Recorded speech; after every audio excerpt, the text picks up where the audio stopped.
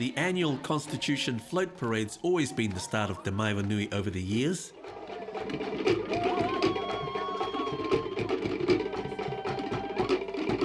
An event that highlights community and culture. This is who we are. This is what we are. We love celebrating our culture. And today was all about our culture. And of course our culture is our people. The Cook Islands became self-governing in free association with New Zealand back in 1965, with Albert Henry becoming the country's first Prime Minister. Since then, a succession of leaders have followed as the country has moved forward. It's been a fantastic journey. There's been a lot of challenges, but also there's been a lot of achievements. And I think today we have a lot to celebrate and to be proud of the achievements we made in terms of growing our economy, in terms of the infrastructure that has been put in place. We have come so far, and also would like to sort of commend the leadership that has been in all these years since 1965, the late Papa Arupati Henry, and all the prime ministers and all governments that has been, and mostly the Uiariki of this country, and of course the different denominations. And so I think all three pillars of our society has come so far. The government's been preparing for months to get ready in time for these celebrations, as have its people in the smaller islands and overseas. 3 weeks ago, the Manihiki group in Auckland were putting the finishing touches to their festival performances.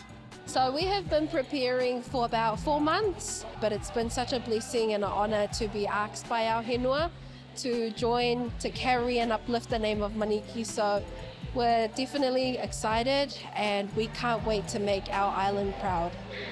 I've been back home many times, but this time is even more special because I will be going home to perform. So I'm very excited, it's my first time, and it's the big 60th year celebration, so it's going to be a big one. The one thing I like about this group is how welcoming they are to people that is not Cook Islander. Like, I'm full Māori and I'm taking the stage with, you know, my Manihiki brothers and sisters. It's like, I don't know how to explain the feeling, but it's overwhelming, like full with heaps of love.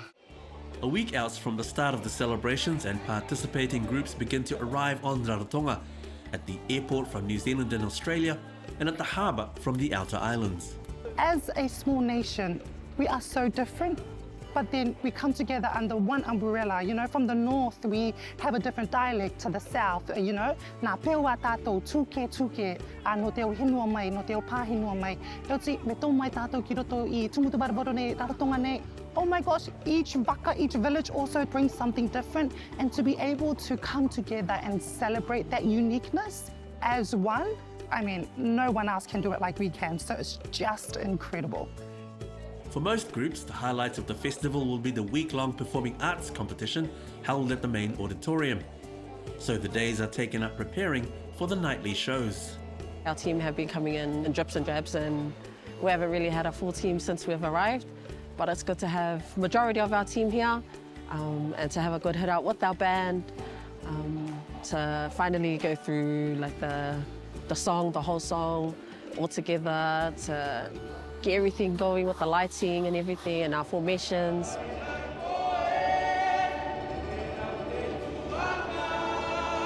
Performing at Te Maiwanui means that I get to represent my henua because of my grandmother. Like, she's a hearty Manikian, and I feel that's where I get my passion and my love for our culture is through her. I feel like this is something that I want to do for her, and just to make my family proud, and because I love my culture.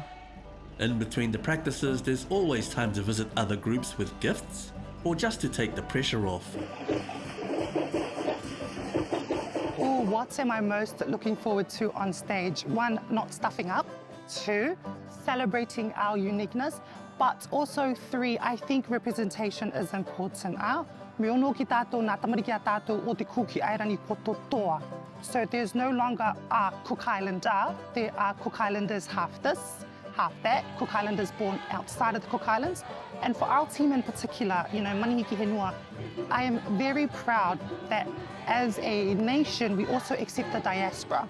So to be going on stage and representing the diaspora of the Cook Islands and to say, hey, no matter where you come from or no matter where you're born, you're still a Cook Islander and you can come back home and represent proudly. So that's what I'm looking forward to the most.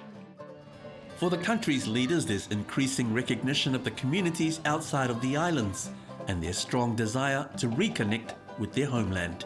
You've seen today all our little ones were part of the teams that who took part in the parade. And I would invite you when they have the celebrations in New Zealand in about September, October, you know, be there. These are kids that were born in New Zealand, you know, never learned the language, never even properly spoke it. But you see them on stage performing the drum dance, the action songs, the ute, the chants, you know. It would sound as if they were born here, brought up in the language and the culture. So our culture will survive and survive well into the future.